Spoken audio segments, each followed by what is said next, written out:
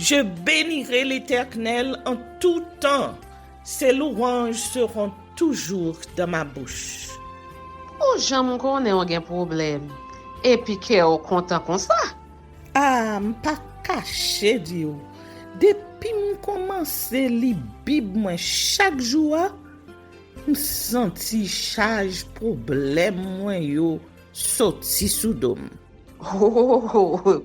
Si c'est comme ça, moi pour aller couvrir acheter un Bible.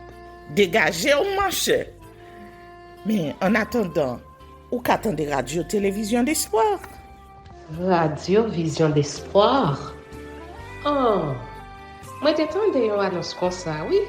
Mais qui ça a te dit? Lecture de la Bible en un an. Une émission qui vous accompagne à la découverte des trésors cachés de la parole de Dieu sur Radio Télévision d'Espoir.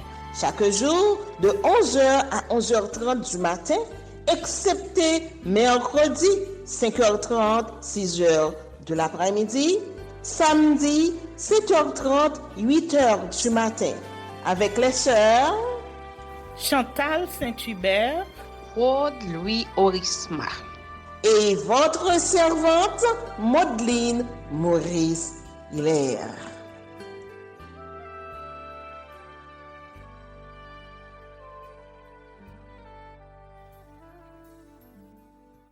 Saint-Esprit de Dieu, fais-nous la grâce de jouir de ta présence durant cette lecture qui enseigne, convainc, corrige, instruit et qui sauve. Au nom de Jésus. Amen.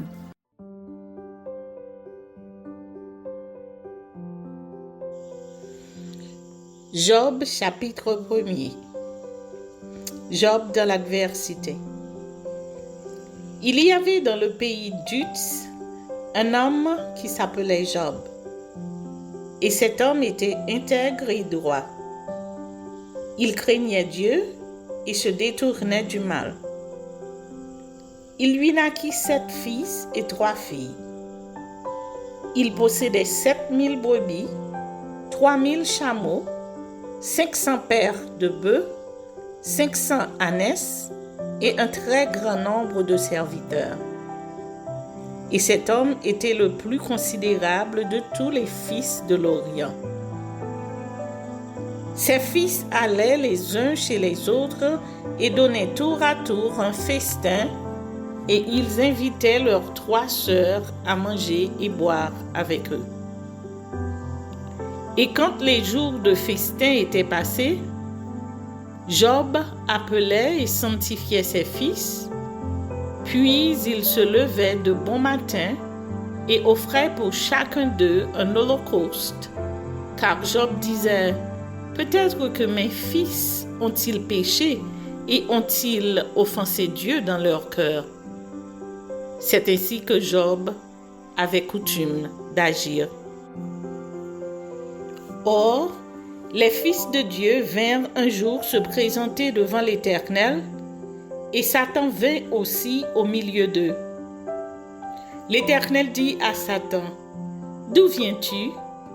Et Satan répondit à l'Éternel: de parcourir la terre et de m'y promener.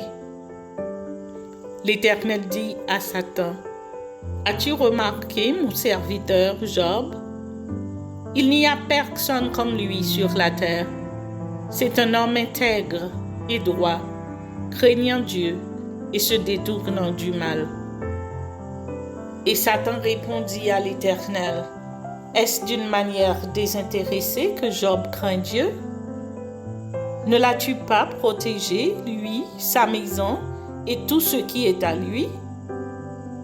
Tu as béni l'œuvre de ses mains et ses troupeaux couvrent le pays. Mais étends ta main, touche à tout ce qui lui appartient, et je suis sûr qu'il te maudit en face.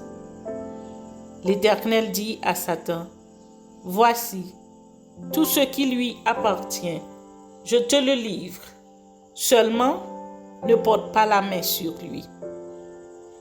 Et Satan se retira de devant la face de l'Éternel.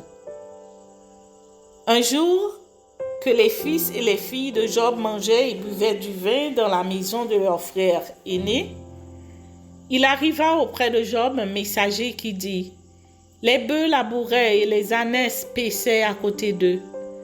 Des Sabéens se sont jetés dessus, les ont enlevés et ont passé les serviteurs au fil de l'épée. Et je me suis échappé, moi seul, pour t'en apporter la nouvelle. Il parlait encore, lorsqu'un autre vint et dit: le feu de Dieu est tombé du ciel, a embrasé les brebis et les serviteurs, et les a consumés. Et je me suis échappé, moi seul, pour t'en apporter la nouvelle.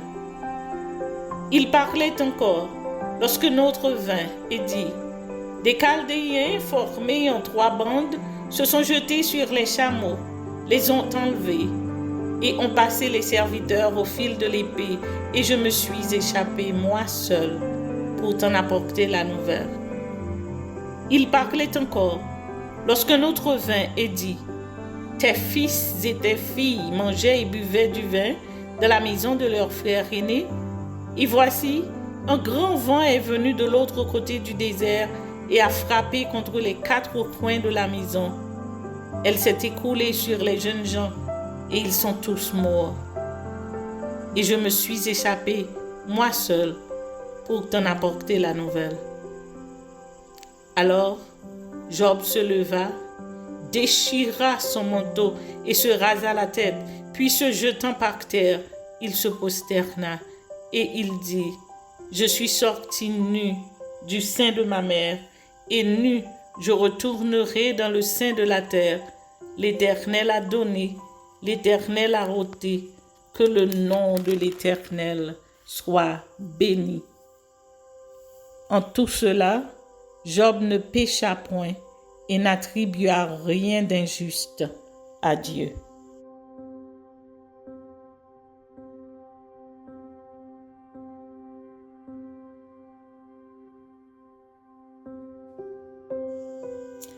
Job, chapitre 2. Or, les fils de Dieu vinrent un jour se présenter devant l'Éternel. Et Satan vint aussi au milieu d'eux se présenter devant l'Éternel. L'Éternel dit à Satan: d'où viens-tu? Et Satan répondit à l'Éternel: de parcourir la terre et de m'y promener. L'Éternel dit à Satan: as-tu remarqué mon serviteur Job? Il n'y a personne comme lui sur la terre. C'est un homme intègre et droit, craignant Dieu et se détournant du mal. Il demeure ferme dans son intégrité, et tu m'excites à le perdre sans motif. Et Satan répondit à l'Éternel: peau pour peau, tout ce que possède un homme, il le donne pour sa vie. Mais étends ta main, touche à ses os et à sa chair, et je suis sûr qu'il te maudit en face. L'Éternel dit à Satan: voici, je te le livre. Seulement, épargne sa vie. Et Satan se retira de devant la face de l'Éternel. Puis il frappa Job d'un ulcère malin, depuis la plante du pied jusqu'au sommet de la tête.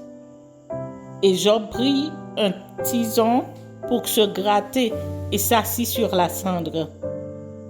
Sa femme lui dit: tu demeures ferme dans ton intégrité, maudis Dieu et meurs. Mais Job lui répondit: tu parles comme une femme insensée. Quoi? Nous recevons de Dieu le bien et nous ne recevrions pas aussi le mal? En tout cela, Job ne pécha point par ses lèvres. Visite des 3 amis. 3 amis de Job: Eliphaz de Théman, Bildad de Shuach et Tsophar de Naama, apprirent tous les malheurs qui lui étaient arrivés. Ils se concertèrent et partirent de chez eux pour aller le plaindre et le consoler. Ayant de loin porté les regards sur lui, ils ne le reconnurent pas, et ils élevèrent la voix et pleurèrent. Ils déchirèrent leurs manteaux et ils jetèrent de la poussière en l'air au-dessus de leur tête. Et ils se tinrent assis à terre auprès de lui 7 jours et 7 nuits, sans lui dire une parole, car ils voyaient combien sa douleur était grande.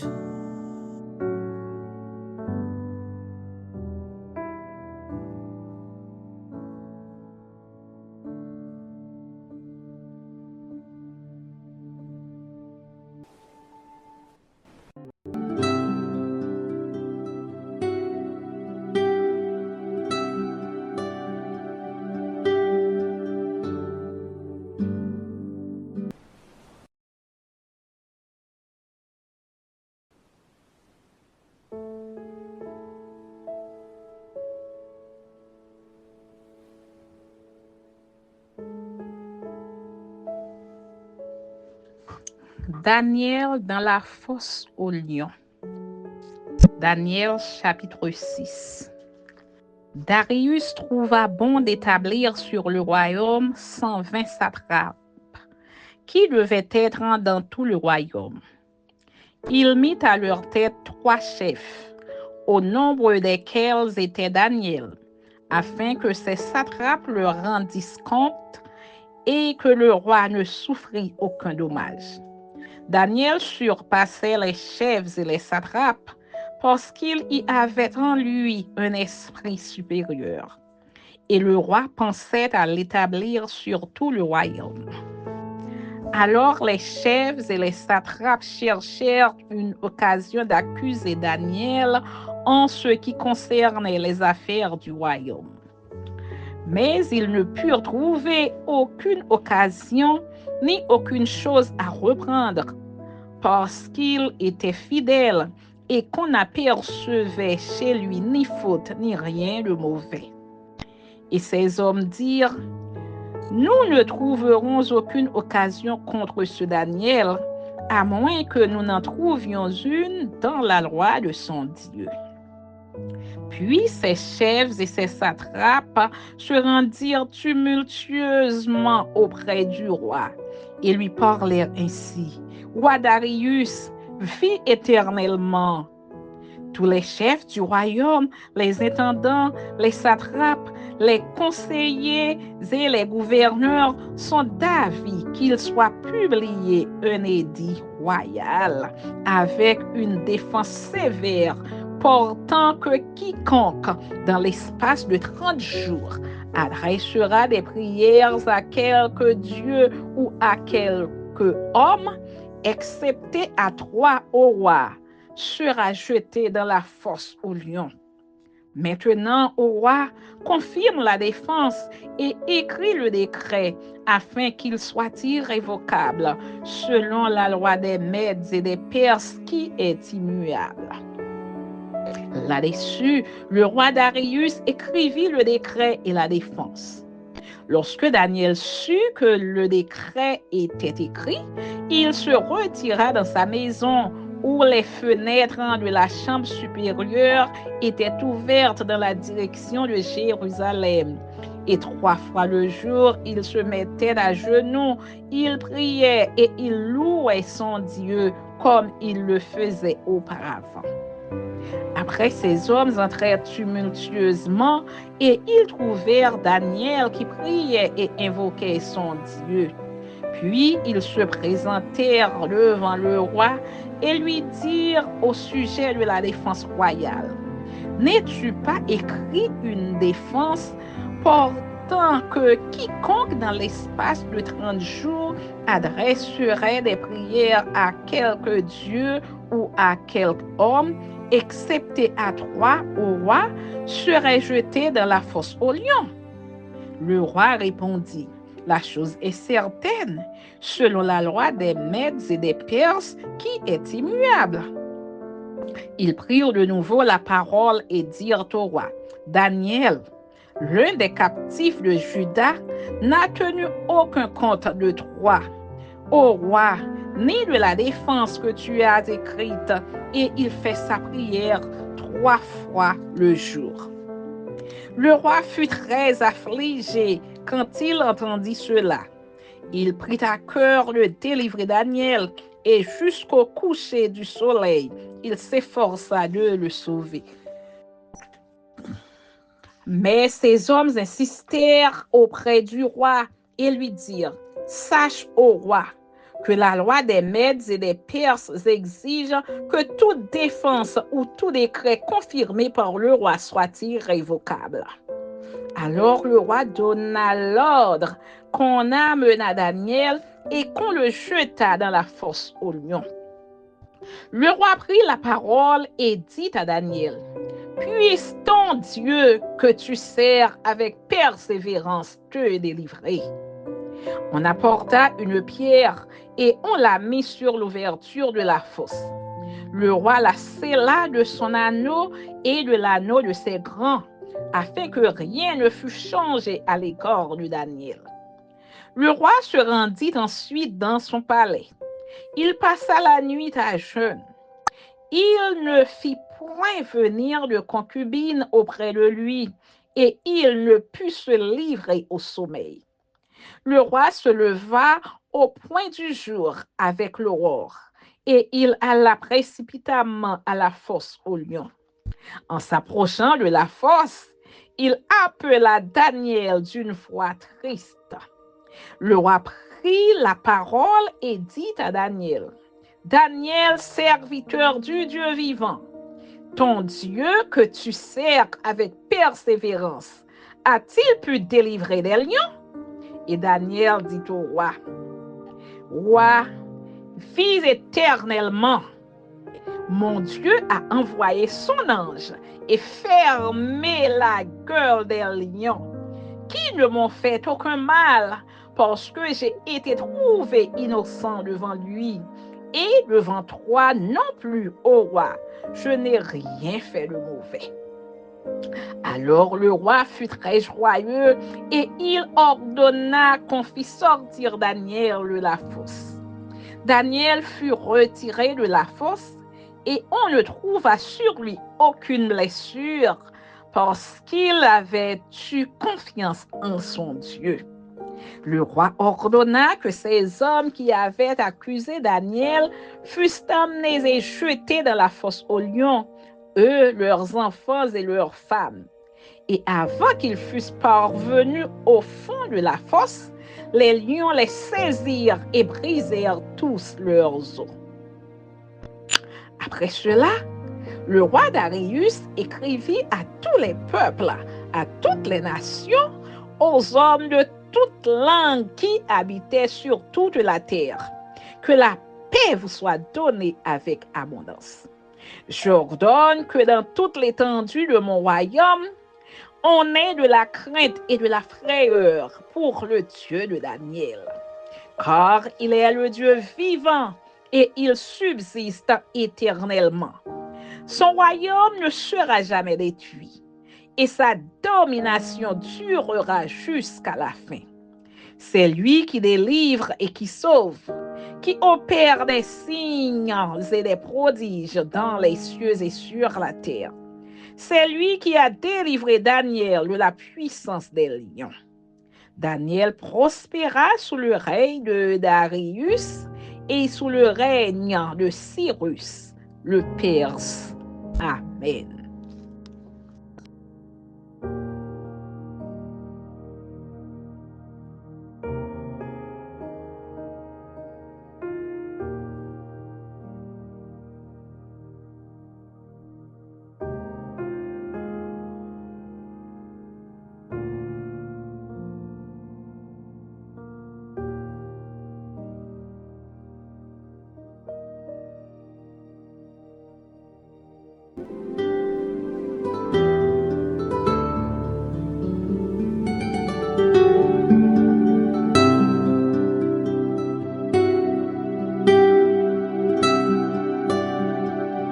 Merci Seigneur de nous donner le discernement dans la lecture de ta parole, que nous y prêtions attention afin d'appliquer notre cœur à la sagesse. Amen. Que celui qui a des oreilles pour entendre, entende, et que celui qui lit fasse attention.